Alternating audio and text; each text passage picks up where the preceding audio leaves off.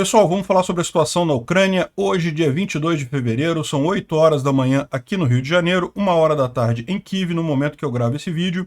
Sim, estou de volta ao meu estúdio tradicional aqui no Rio de Janeiro. O voo ontem foi meio conturbado, choveu muito no Rio de Janeiro. O aeroporto Santos Dumont ficou fechado durante um bom tempo, meu voo atrasou 3 horas, mas cheguei bem, estamos de volta aqui, né?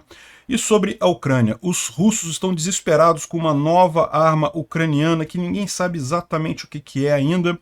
Essa arma está sendo usada para atingir várias cidades na retaguarda russa, Mariupol, Debaltsev e várias outras cidades aqui na área ocupada pelos russos da Ucrânia foram alvos dessa arma que ninguém sabe, né? A defesa antiaérea russa estava disparando no ar de forma frenética, sem saber o que fazer, tentando derrubar essa arma, mas ninguém sabe o que é exatamente ainda, e não tiveram sucesso. Vários locais foram, de fato, atingidos por essa nova arma, né? A grande questão é, qual é essa arma? Alguns estão falando em GLSDB, aquela bomba de longo alcance que os Estados Unidos falaram que iriam enviar, mas ainda é um negócio experimental, não sabe se é isso, se não é, né? Mas o fato é que é algo que tem um bom alcance, né? Porque Mariupol está bem no limite do HIMARS. E é pouco provável que os ucranianos coloquem o HIMARS nessa posição aqui próximo a Vuhledar, onde está muito perto da linha de frente, para atingir Mariupol. Então pode ser que tenham usado uma bomba de mais longo alcance como a GLSDB. Ou então pode ser também uma JDAM-ER. A gente vai falar sobre isso, é uma outra arma que já tinha sido prometida antes até. JDAM é um sistema de direcionamento de bombas tradicionais, então ao invés de você fazer toda uma bomba direcionada, você acopla a uma bomba tradicional, né? Uma bomba, digamos, burra, que simplesmente cai pela gravidade, você acopla a ela uma série de aletas e um dispositivo GPS que consegue fazer o direcionamento dessa bomba e ela pode alcançar 40 quilômetros além do alcance do jato. Então os ucranianos podem perfeitamente ter avançado um pouco com jatos aqui, lançado essa bomba e voltado para o território ucraniano. Seja lá qual for, a arma já está causando um caos nas defesas russas e dificultando ainda mais a logística deles, né? Segundo o Khodakovsky, que é o comandante do batalhão russo Vostok, a falta de munição russa não é só do grupo Wagner, é de todo o exército russo, de toda a região. E aí, lembra que a gente mencionou esse tipo de coisa, o Wagner estava reclamando que faltava munição e coisa e tal, e ele está dizendo aqui, o Khodakovsky, que na verdade o grupo Wagner é privilegiado nisso, ele recebe mais munição que o resto do exército. E, bom, a gente não sabe se é essa mesma história, mas provavelmente essa falta de munição pode significar que os russos estão guardando munição para um recrudescimento dessa ofensiva mais adiante, né? Bom, e Kriminá, a gente teve notícias de mais uma tentativa de avanço russo que mais uma vez foi destruída pelos ucranianos ali na região. Vários tanques na região de Kriminá. Kriminá está se tornando uma Vuhledar 2.0 lá, né? E outra notícia extremamente curiosa. Parece que no dia que o Biden estava em Kiev, os russos fizeram um teste de um míssil balístico intercontinental. Sabe aqueles mísseis que poderiam, em tese, lançar uma bomba atômica a partir da Rússia nos Estados Unidos? Pois é, eles testaram. Sabe por que você não ouviu falar nada disso? Porque o teste deu errado, o míssil não funcionou, o que faz todo sentido dado o estado de conservação médio do equipamento militar russo, né? Era para o Putin ter colocado isso junto com aquela ameaça que ele fez de retomar testes nucleares e coisa e tal, né, no discurso, porque lembra, teste de míssil balístico não é teste de dispositivo nuclear, são coisas diferentes, mas uma coisa está ligada à outra, né? Ele queria colocar isso no discurso também, não pôde colocar porque o teste falhou, que coisa vergonhosa. E a posição pró-Rússia do ladrão de 9 dedos está preocupando o Japão. Segundo a imprensa brasileira, devia preocupar muito mais o pessoal. Esse pessoal não sabe quem é o Lula. Esse pessoal democrata do exterior que ficou apoiando o Lula, achando que Lula é a democracia e coisa e tal, eles não sabem o quão errados eles estavam em apoiar esse corrupto socialista aqui no Brasil. É muito pior do que eles pensam, deviam estar muito preocupados mesmo. Vamos falar sobre esses e outros assuntos em detalhes. Essas notícias foram sugeridas por Sagat Bordiev, Picanha do Lula e várias outras pessoas. Obrigado aí ao pessoal que sugeriu as notícias, obrigado a você que está assistindo o nosso vídeo. Se você gosta do nosso conteúdo, por favor, deixa o seu like e se inscreva aqui no canal, né? Pois bem, vamos começar sobre esses ataques aqui que aconteceram ontem, né? Dá para ver aqui em vários lugares da área ocupada da Ucrânia, tem imagens de defesa antiaérea russa freneticamente tentando derrubar alguma coisa no céu. Esse primeiro aqui é Debaltseve, esse outro aqui é Makivka, Mariupol de novo. Enfim, tentando derrubar alguma arma ucraniana que estava no céu, né? E não conseguiram derrubar todas elas porque justamente algumas foram atingidas, como esse, por exemplo, aqui. Isso aqui em Debaltseve. Debaltseve é essa nuvenzinha que está aqui, ó, nessa região aqui. E dá para ver aqui que uma unidade aqui onde os russos estavam aquartelados foi tomada, né? A destruição foi bem grande. Aqui em Mariupol teve um armazém de munições russos que foi destruída também no dia 21 de fevereiro, ou seja, ontem. Então, mais uma destruição confirmada por essa nova arma aí que ninguém sabe direito o que é. O Reporting from Ukraine, esse canal eu recomendo muito, é um canal de um rapaz lá em Mykolaiv, né, próximo aqui a Kherson, e ele traz muitas notícias e falou sobre isso ontem, né? Segundo eles, os russos estão desviando muitas tropas de outras partes do fronte para tentar tomar Vuhledar, né? Até de Bakhmut tem vindo muitas tropas do grupo Wagner aqui para Mariupol para fazer o ataque a Vuhledar. O que faz sentido, porque como eu expliquei para vocês, Vuhledar é muito mais estratégico do que Bakhmut no final das contas, né? Só que aí os ucranianos usaram essa nova arma e atingiram esses ônibus do Wagner, essas tropas, essas munições, tudo aqui em Mariupol, dificultando essa logística desse possível futuro ataque russo a Vuhledar, né? Na visão dele, provavelmente é GLS-DB, né? Aquela bomba de pequeno diâmetro que é lançada a partir do próprio HIMARS. Segundo ele está dizendo, uma única unidade de artilharia de HIMARS ucraniana recebeu um carregamento dessas bombas. Então seria isso que teria sido usado ontem, justamente para atingir essas tropas russas aqui em Mariupol. A gente não sabe o que foi, né? Por quê? Porque tem outras pessoas falando outras coisas também. Falando do JDAM, esse aqui foi o total de todas as cidades atingidas ontem por essa nova arma ucraniana, né? Então dá para ver que nem todas são um alcance maior do que o HIMARS, né? Tirando Mariupol, as outras todas aqui poderia ter sido feito com o HIMARS mesmo, mas não foi com essa arma nova que os ucranianos têm. E também aqui, ó, Kakhovka e Oleshk, aqui em Kherson, também foram atingidas, o que mostra uma outra coisa.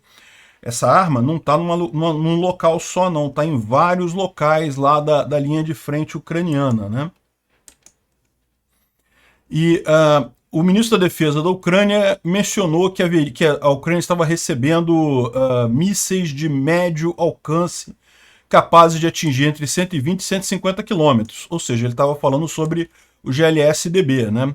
O Storm Shadows, que é uma outra arma que vai ter um alcance maior ainda, 250 quilômetros, não faria sentido com esse range aqui de 120 a 150 quilômetros. E daí o Trent Telenko ele coloca aqui que o GLS-DB é o mais provável realmente. Mas pode ser que tenha sido também o JDAM-ER. E o que é o JDAM-ER? É essa coisa aqui, ó. Repara que é uma munição relativamente padrão, né? Só que ela é adaptada, que é colocado um sistema nela de controle de voo por GPS, inclusive com asas, tá vendo? Ela tem umas asas aqui que abrem, né, para dar uma capacidade maior, né? Então, ela pode atingir, segundo está dizendo aqui, os Estados Unidos estão provendo à Ucrânia essa bomba guiada por GPS que pode atingir alvos até 72 quilômetros de distância. Na verdade, segundo eles dizem, a gente vai ver mais adiante, 72 km é o máximo. O ideal é em torno de 40 km por isso daí. Só que essa bomba é lançada a partir de aviões. Então o avião, em tese, ele pode avançar um pouco mais e lançar essa bomba e assim fazer um alcance ainda maior, né? É o que o Trent Telenko está mostrando nessa outra thread aqui. Justamente o que é o JDAM-ER, né? e justamente qual o impacto que isso pode ter. Essencialmente é uma bomba planadora, ou seja, essa bomba, quando ela é lançada do avião, essas asas se abrem, né? E a partir daí isso vai planando, né, lógico, numa trajetória decrescente, mas guiada por um GPS. Então, ou seja, ela consegue direcionar para cair exatamente onde a Ucrânia quer que essa bomba atinja, né? Então repara que é muito mais do que um mero kit JDAM. O kit JDAM, que a gente sabe que os ucranianos já receberam dos americanos também, você pega vários tipos de munição tradicional, munição que cai por gravidade, coisa e tal, e transforma isso numa bomba inteligente, fazendo direcionamento por aletas, né? Isso daqui é mais do que isso, ele tem um planador que ele abre as asinhas e vai planando em alta velocidade até atingir o alvo exatamente aquele programado no GPS deles, né? E lembra, isso é lançado a partir de avião, então o que dá uma vantagem grande para os ucranianos, embora o alcance seja em torno, pode chegar até 72 km, mas isso não seria tanto quanto o HIMARS, né? O HIMARS vai mais longe do que isso, mas lembra, é 72 km a partir do ponto do lançamento. Com o avião, os ucranianos podem entrar dentro do espaço aéreo ocupado pela Rússia e disparar dali, então tem um alcance muito maior no final das contas, é 72 km além disso, né? Então, a gente não sabe exatamente qual foi esse tipo de, essa munição que foi lançada.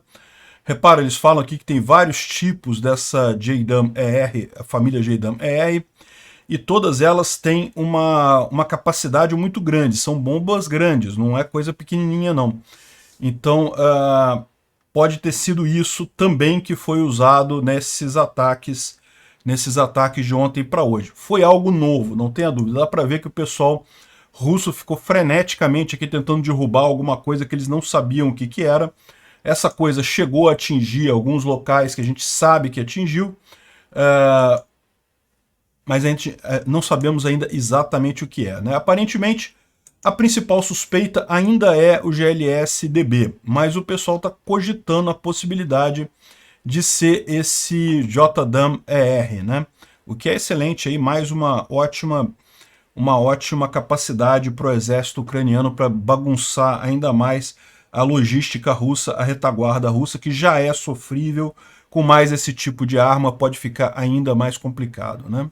Uma outra mensagem curiosa que nós tivemos ontem veio do Khodakovsky, que é um comandante do batalhão Vostok. Esse Khodakovsky, na verdade, ele é ucraniano de nascimento, tá? Mas ele é um dos traidores que acabou se debandando para o lado dos russos lá em 2014, e hoje ele comanda um batalhão russo lá na região. E ele falou no Telegram dele que o problema não é só que com o grupo Wagner, né, que parou de receber munições. Mas o problema todo é que eles começaram a receber essas munições como ninguém mais. Francamente, nós tínhamos inveja do grupo Wagner, num sentido positivo, porque eles tinham sua própria aviação de linha de frente, né? Podiam lançar Iskander e Caliber, mas entenda que nem todo mundo recebia tanto suprimento quanto eles, né? E eles estavam dando tanto resultado quanto eles deram, né? O resultado só mostra isso. E agora o suprimento o pessoal do suprimento, o suprimento deles ficou como todo o resto, mais deprimido, e isso acaba gerando um problema maior, né? Ou seja, o problema que eles estão dizendo é que foi rebaixado o grupo Wagner para a norma geral, para o padrão geral de suprimento de munições para o exército russo, que é mais baixo do que o normal, né?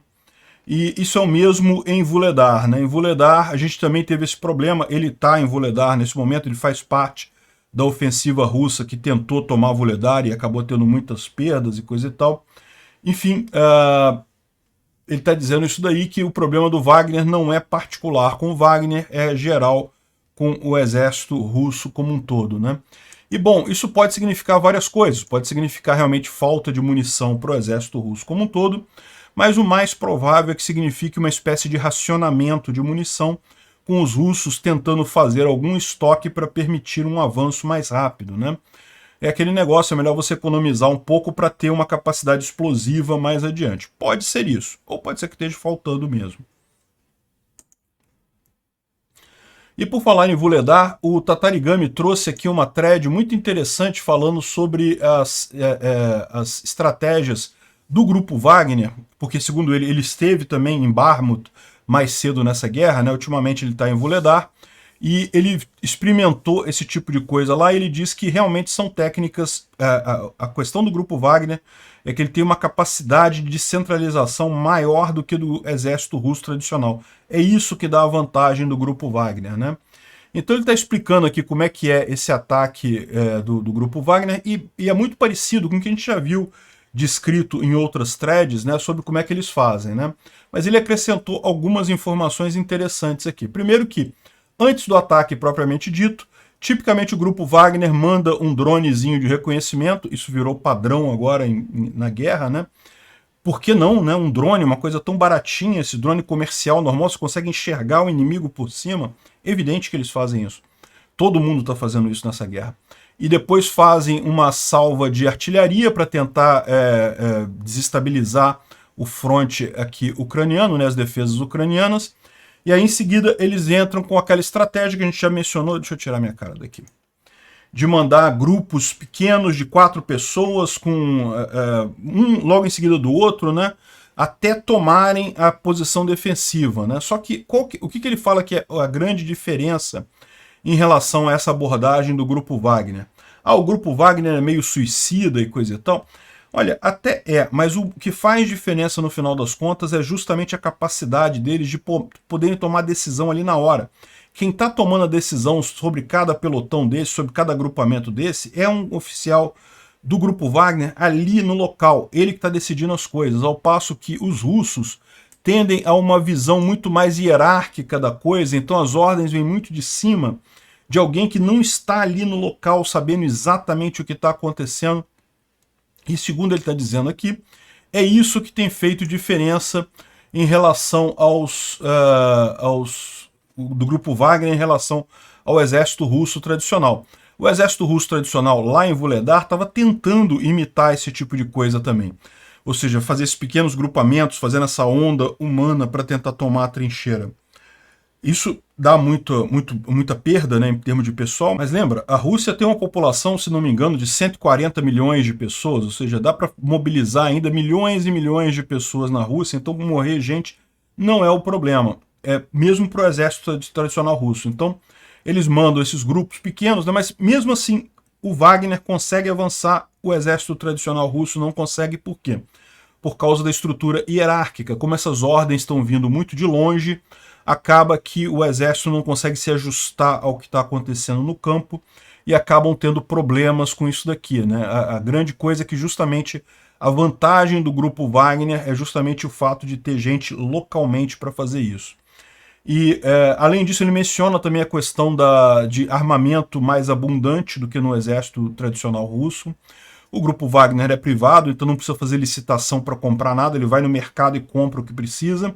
E o Prigozhin tem um bocado de dinheiro, então o Prigozhin sai comprando essas coisas à vontade. Então, isso é que acaba fazendo diferença para o grupo Wagner, para o sucesso do grupo Wagner lá em Bakhmut, e mesmo usando as mesmas táticas, o fracasso do exército russo, tanto lá em Bakhmut como lá em Vuledar, né? E aí outra coisa que ele fala é a seguinte, mas e os ucranianos? O que os ucranianos conseguem fazer para impedir esse tipo de coisa? E ele fala que tem uma série de técnicas, ele não vai falar quais são essas técnicas, porque, né, óbvio que ele não vai falar, mas o importante nisso daí é que, de novo, é o mesmo problema do outro lado. O exército ucraniano está passando por um processo de modernização muito grande, né? Então, desde 2014, ele se desvencilhou dessa visão soviética de estrutura de comando rígida e coisa e tal, e tem adotado mais a visão ocidental, mais a visão da OTAN, de justamente você empoderar o pessoal nas fileiras mais baixas, o pessoal poder tomar decisão ali na hora. E é isso que faz diferença nesses casos. Por quê?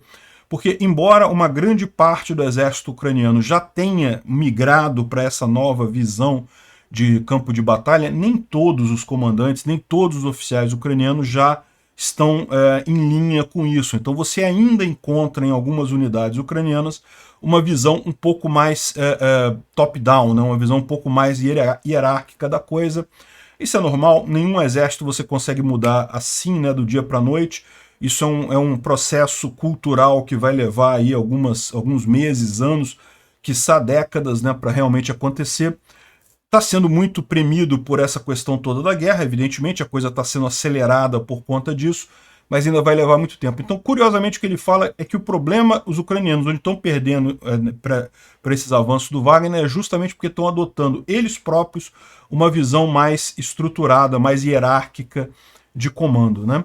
E tudo isso, olha que coisa, é o que eu falo para vocês, a informação descentralizada e distribuída está mudando todas as estruturas no mundo, até a estrutura militar. Você começa, como os soldados têm mais informação, conseguem muito mais informação localmente com drones e outros meios, têm dados de várias situações, eles podem se comunicar muito mais fácil.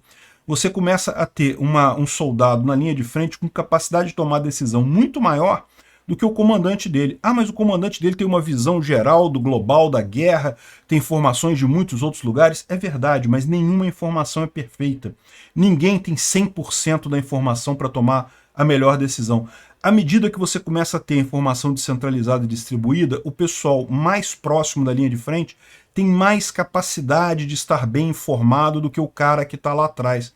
Então o que a gente está vendo acontecer aqui é muito mais do que uma causalidade de quem está indo bem, quem está indo ruim nessa guerra. É algo que realmente tende a mudar guerras daqui para frente, né? Essa coisa toda de ter mais descentralização no comando tende a tornar muito diferente as guerras daqui em diante, né? Bom, o Igor Girkin, que é aquele criminoso de guerra que foi um coronel russo, que era da FSB, e foi mandado pelo Putin para criar a, entre aspas, República Separatista de Donetsk, né, lá na Ucrânia. Agora ele está afastado, virou só um blogueiro, e ele está falando aqui que os ucranianos tiveram algum sucesso próximo a Novoselivka, Druha, que é próximo a Avdiivka, né? Curiosamente, a gente falou sobre Avdiivka ontem.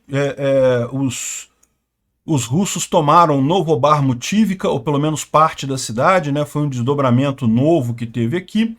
Agora, Novoselivka Druha, que está aqui, né? É uma cidade que está na mão dos russos desde o verão. Então, aparentemente, os ucranianos conseguiram avançar bastante aqui nessa região, né? Avdiivka é essa cidade grande aqui. Dá para ver que é um dos poucos lugares em que a fronteira de 2014 ainda está sendo mantida pelos ucranianos. É uma cidade muito difícil de ser tomada, né? E os russos estão tentando cercar a cidade aqui por fora, mas sem sucesso por enquanto. E se os ucranianos efetivamente avançaram nessa área, a situação ficou pior ainda para os russos, né? Aqui ele mostra uma visão aqui de uma batalha próxima ali a Novoselivka, com 5 BMPs e mais um tanque destruídos aqui, mais um prejuízo russo grande aí, né? Bom, em Bakhmut, o Kianin está falando que não houve nenhum avanço russo significativo de ontem para hoje. Continuam os assaltos ali na região norte. A região norte é a região mais crítica aqui em Bakhmut, né? Bakhmut está mais aqui para frente, mais aqui em cima. Novamente aqui os russos estão tentando chegar em Berihivka e Yardne e em outras cidades aqui, mas não tem nenhum grande sucesso de ontem para hoje, nenhum avanço significativo por aqui, né? A gente sabe que está havendo batalhas agora na região do avião. O avião, se não me engano, é nesse cantinho aqui, ó, de Bakhmut. É uma praça logo aqui no início, e os russos já estão bombardeando essa região próxima aqui a Ivanivsk, mas por enquanto só bombardeio de mais longa distância, né? Mais interessante está a situação em Kreminá, né? Kreminá mais aqui ao norte, Kreminá aqui essa cidade daqui, né? Mais ao norte, os ucranianos estavam nessa floresta aqui ao sul, os russos chegaram a afastar os ucranianos daqui, a ponto deles não poderem atacar diretamente Kreminá, mas como a gente falou há alguns dias atrás, os ucranianos conseguiram fazer uma contraofensiva bastante interessante aqui, se aproximaram novamente de Kreminá, e parece que dessa vez os russos mandaram uma companhia inteira de tanques, 14 tanques russos na floresta de Kriminá, e um enorme assalto, só que não deu certo não. A maior parte foi destruída, alguns recuaram, os ucranianos conseguiram manter as posições dele. Dá para ver que realmente foi, olha só, uma coisa de longa escala mesmo, muitas tentativas aqui russas e com fracasso completo nessa região, né? Vários tanques aqui destruídos nessa, mais uma dessa tentativa russa aí, né? Vamos dar uma olhada na linha de frente, ver o que tem de mudança aqui. O DefMon traz pra gente aqui mais informações, né? Como a gente já tinha falado, no final de fevereiro já deve começar a haver o degelo, né? O degelo deve ser mais cedo esse ano lá na região. Então isso é um problema porque vai limitar as rotas que podem ser usadas para ataque por ali. Ele começa avisando sobre o norte, né? Norte de Luhansk, aqui em Grianikivka, que os ucranianos saíram daqui, os russos avançaram, mas ainda estão havendo batalhas nessa região aqui. Ele fala que as batalhas aqui não são na cidade propriamente dita, a cidade foi tomada pelos russos, mas existe uma faixa de terra aqui, uma faixa uma cabeça de ponte ucraniana entre a cidade e o rio Oskil, e os ucranianos não querem abrir mão dessa área aqui, justamente porque é uma área que eles conseguem defender com alguma facilidade, com muita cobertura vegetal, e daí também eles negam aos russos o acesso ao rio propriamente dito, então que é um dos objetivos dos russos, né, atravessar esse rio nessa região. Então com isso eles conseguem evitar isso daqui, né? Também houve tentativa de avanço russo aqui em Massuitivka. Aqui em Kriminá, ele fala que não teve nenhuma grande mudança, né? Só avanços em Bilororivka. Mas aqui é justamente o ponto, tá?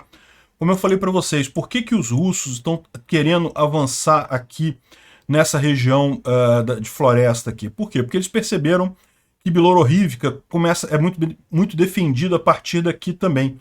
Então, como eles querem tomar Bilororivka, eles estão forçando os ucranianos fora dessa área de floresta, mas justamente por isso os ucranianos não estão deixando isso acontecer.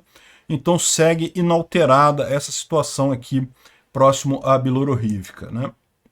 Aqui em Bakhmut ele fala que os russos continuam a tentativa deles de fazer um cerco aqui em Bakhmut, né?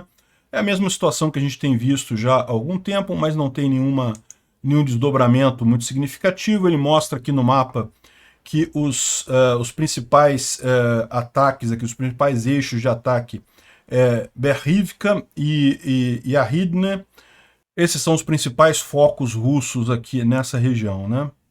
E alguns canais ucranianos reportam um bombardeio muito forte na área do avião. A área do avião, para quem não sabe, é isso daqui, ó. É que tem esse avião aqui que é um símbolo de Bakhmut, e é justamente essa, é uma estátua do avião aqui, né? E fica nesse ponto aqui, como a gente falou. E os russos estão tentando chegar por aqui e atacar essa região aqui, né? Não tiveram sucesso ainda, mas é sempre preocupante isso daí. E aqui ele fala também sobre as tentativas de avanço russo aqui em Novobakhmutivka e em outras regiões, mas sem nenhum grande sucesso por hora. Avdiivka continua na mesma situação, né? No final ele fala aqui aquela conta que os russos fazem, né, que teoricamente os russos destruíram 2 HIMARS ontem e um M777, ou seja, isso significa que os russos já destruíram nessa guerra 52 HIMARS, o que é impressionante, dado que a Ucrânia só recebeu 20, né? Ou seja, já destruíram 260% dos HIMARS.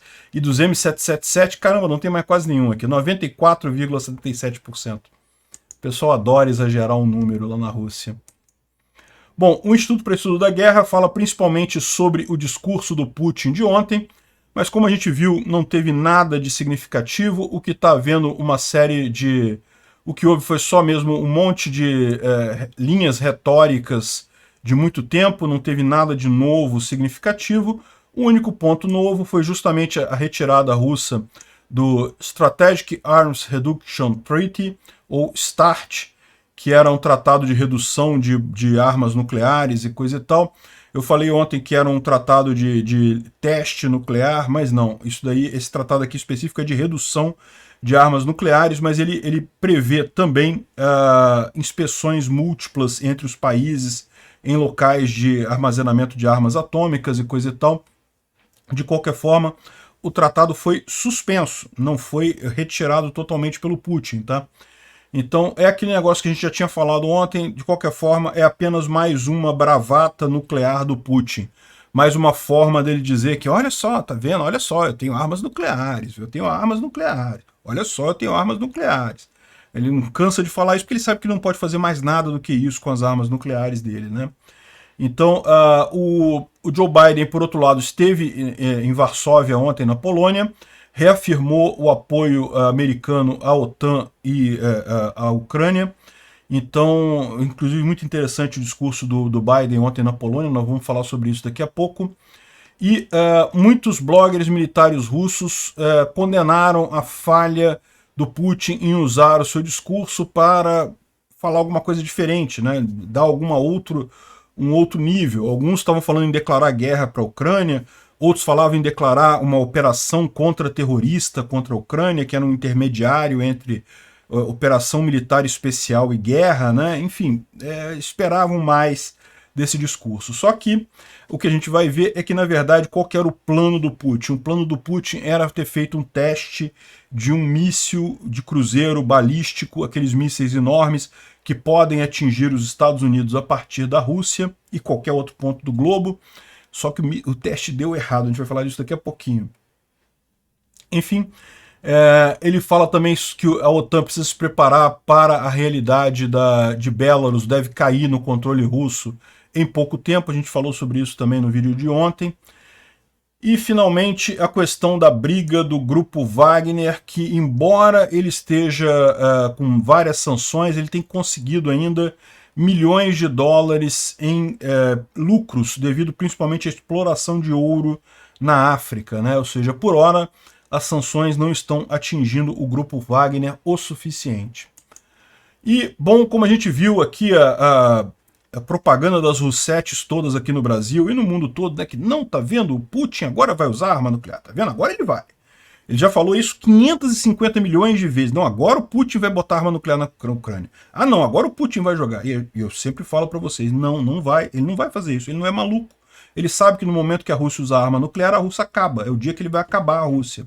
Então ele não vai fazer isso. E a capacidade nuclear russa é muito menor do que se supõe, como a gente falou ontem, né? Então fica esse monte de Roussetti tipo G1 aqui do Globo falando que, olha só, agora ele vai usar arma nuclear, hein? O Zelensky está nos colocando perto de uma guerra nuclear e coisa e tal. Oh, meu Deus! Não, não vai, ele não vai usar, o Putin não tem como usar isso. Armas nucleares não servem para nada. Então o que ele faz o que ele fica fazendo é isso, fica latindo sobre armas nucleares e tem latido desde o início dessa guerra. Quem não lembra? Quando os russos saíram do norte da Ucrânia, as Roussettes, agora saíram de lá porque vão jogar bomba atômica. Não saíram de lá porque vão jogar bomba atômica. Não vão, não tem como, não tem lógica isso, né? Enfim, mas é o que as Roussettes vão falar agora. Estamos próximos da Terceira Guerra Mundial. Não, não estão. É o Putin, mais uma vez, desesperado porque não tem opções, falando em usar armas nucleares, né? O mais engraçado foi justamente essa matéria aqui que saiu na CNN, que os Estados Unidos, uma fonte americana, né, deu para a CNN a informação de que houve, no dia que o Biden estava em Kiev, houve uma tentativa russa de lançar um míssil intercontinental. Aqueles mísseis balísticos intercontinentais enormes e coisa e tal. Lembra?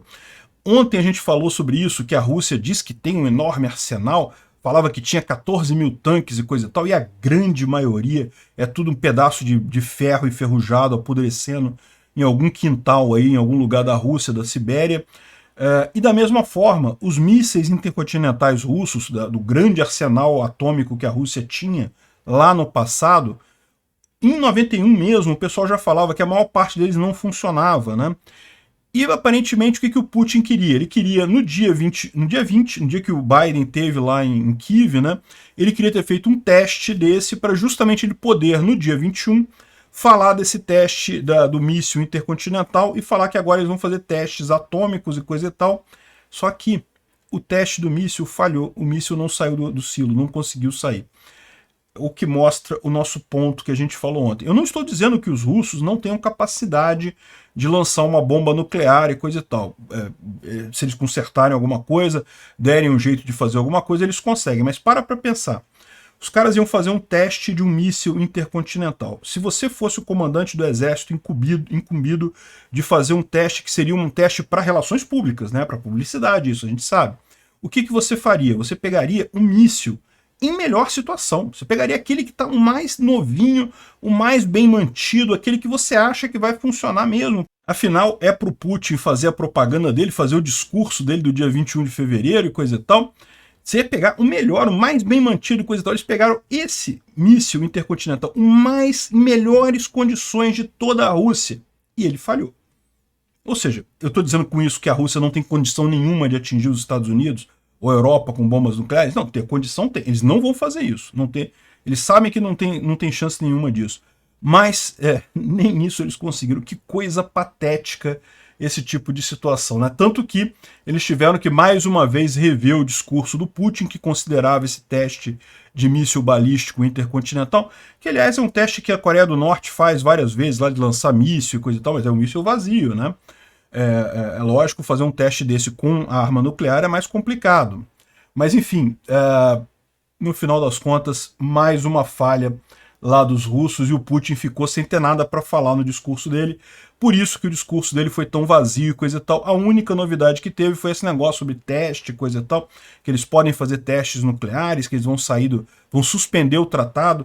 O Putin não teve coragem nem de encerrar o tratado, que ele podia ter encerrado o tratado, falando, não, acabou o tratado, estou saindo desse tratado. Não, ele está suspendendo o tratado.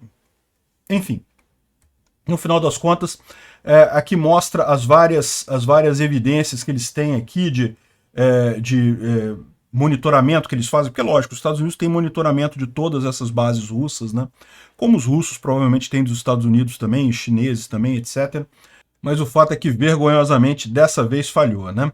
Veja, o Putin ele havia feito um teste de um ICBM, né, desse míssil intercontinental balístico e coisa e tal, no passado, fez um em abril do ano passado, o de abril do ano passado supostamente funcionou, mas o dessa vez não funcionou, meu amigo. Pois é. É o ponto que a gente fala. O arsenal russo não é essa coisa toda no final das contas, né?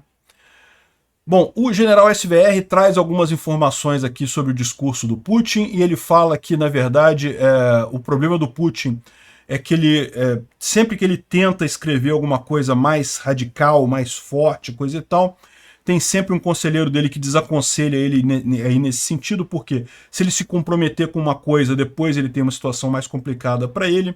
É por isso que esses discursos do Putin nunca dão em nada. É o que a gente já falou, né? Repara como o Putin seguidamente tem a oportunidade de declarar guerra, de aumentar, de fazer mobilização, ele nunca faz nada disso. Os discursos dele são sempre neutros, falando aquela ladainha toda. Pode ser que depois ele tome as decisões, mas ele não quer se comprometer num discurso, né? O máximo que ele chegou foi a questão do teste lá, e a gente sabe agora é porque ele não conseguiu fazer o teste do míssil balístico no final das contas, né? O Biden fez um discurso muito bacana lá em Varsóvia para o pessoal da Polônia. A Polônia, vocês sabem, é muito interessada nessa guerra, porque ela sabe que se a Ucrânia, se os russos conseguirem tomar a Ucrânia, em seguida vai ser Polônia, países bálticos, todo mundo sabe disso, a Rússia não vai parar na Ucrânia de forma alguma, por isso que a Rússia precisa ser contida na Ucrânia, né? E daí o Biden falou lá muito bem para a população lá. Em Varsóvia ele pode fazer aquilo que ele não pode fazer em Kiev, que é fazer um grande comício, chamar gente, seria muito arriscado fazer isso em Kiev. E lá ele falou que um ponto muito importante que é sobre o roubo de crianças da Rússia, né? A Rússia tem roubado crianças ucranianas. Vocês sabem, a Rússia tem um problema de falta, problema demográfico, né? Que aliás está afligindo o mundo todo, mas aflige principalmente essas ditaduras autoritárias como Rússia e China. Por quê? Porque ninguém quer ir para lá. Ninguém quer viver num regime autocrático, né? Então as pessoas preferem ir para países livres, países democráticos, países que você tem algum grau de liberdade. Então esses países ditatoriais acabam fadados à diminuição populacional. Até Cuba está tendo esse problema de forma muito séria, né? Então, e os russos na Ucrânia, uma das coisas que eles querem na Ucrânia é justamente gente, aumentar a quantidade de pessoas, né? É lógico, ucranianos jamais vão aceitar morar na Rússia de forma pacífica, né?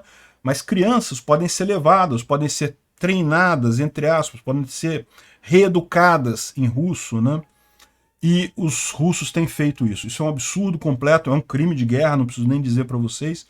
E é aquilo que eu falo para vocês, esse é o grande ponto fraco do pessoal que defende a Rússia. Por quê? Porque é só a população ucraniana que está sendo morta nessa guerra. Para pensar. Os russos invadiram a Ucrânia, fizeram maldade com mulheres, fizeram maldade com crianças, roubaram crianças, sequestraram crianças para a Rússia. Não teve nenhuma criança russa sofrendo alguma coisa assim. Não teve nenhuma pessoa na Rússia sendo violentada ou tendo algum problema de violência. Por quê? Porque os russos que invadiram. Isso que parece que algumas pessoas insistem em ver equivalência entre os dois lados. Outro dia, uma porcaria de um canal brasileiro, Russet, aqui, colocou, não, colocamos um russo e uma ucraniana para discutir o assunto. Cara, que absurdo isso, não tem comparação, você está colocando um agressor e uma vítima. Não é duas ideias diferentes que a gente tem que discutir qual é a ideia certa. Não, você botou um agressor e uma vítima. É um absurdo isso sob o ponto de vista moral, ético, sob qualquer ponto de vista que você veja.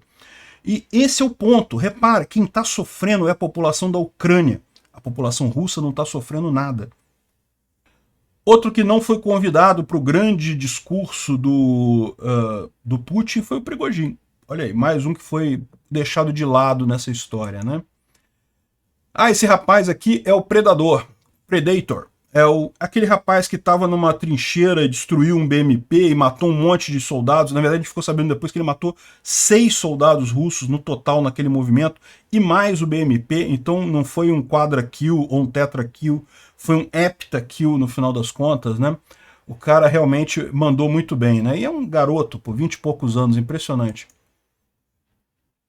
Os ucranianos hackearam sistemas de FM das áreas ocupadas na Ucrânia e começaram a lançar alertas antiaéreos e coisa e tal. O pessoal já estava apavorado com essa arma nova ucraniana, o pessoal ficou mais apavorado ainda, mas era só um hacking mandando mensagem, né? Olha só. Наша станция. Внимание! забудь. Объявляется воздушная тревога. Várias pessoas mandando isso para cá, né? Bom, Soros falou que a vitória da Ucrânia significaria que a Rússia não é mais uma ameaça para o mundo. E eu concordo plenamente, é o que eu falo para vocês. O sentido dos Estados Unidos atacar a Ucrânia é justamente porque, para eles, é a forma mais barata de tirar a Rússia como um problema para o mundo. E a Rússia é um problema para o mundo, né? Aí tem muita gente que fala assim, tá vendo? O Jorge Soros está do lado da Ucrânia e coisa e tal. E eu não entendo esse pessoal. Gente, o fato de uma pessoa dizer... Você não precisa gostar do Jorge Soros, não. Eu acho que o pessoal exagera na importância do Jorge Soros. Ele simplesmente não é uma pessoa tão importante quanto algumas pessoas dizem. Mas mesmo que você considere que o cara é a personificação do mal no mundo e coisa e tal, não goste do Jorge Soros de jeito nenhum, ok. Isso não quer dizer que a pessoa não possa acertar alguma opinião. Isso não é um time de futebol em que pessoas que estão de um lado ou estão de outro decidem as coisas. Não, você tem que analisar cada coisa particularmente, formar sua opinião de acordo com os fatos. Não porque, fulano falou, Beltrano falou, deixou de falar e coisa e tal, né? O Soros, eu já falei para vocês, já fiz um vídeo sobre ele explicando os erros que ele cometeu, né? O Soros foi um aluno de Karl Popper, e daí que vem a ideia dele da Open Foundation e coisa e tal, que não é uma ideia ruim por si. A ideia não é ruim. O que eu critico no Soros é a execução dessa ideia, que justamente ele acaba dando fundos, né, financiando um monte de grupos agressivos, de grupos violentos no mundo todo, sob a guisa, né, sob a desculpa de que está financiando pessoas pacíficas lutando contra governos. Não é. Eu critico muito a forma como ele faz isso, mas daí achar que o cara é o cara do mal, eu não dou essa importância toda a ele, não. É só mais um bilionário que não tem o que fazer com dinheiro e está fazendo merda com o dinheiro. Normal. É o que mais tem por aí. E mesmo que você não goste do cara, esquece esse papo de clube. Ah não, se o Soros falou, então eu tô do outro lado. Esquece isso, isso é perigoso.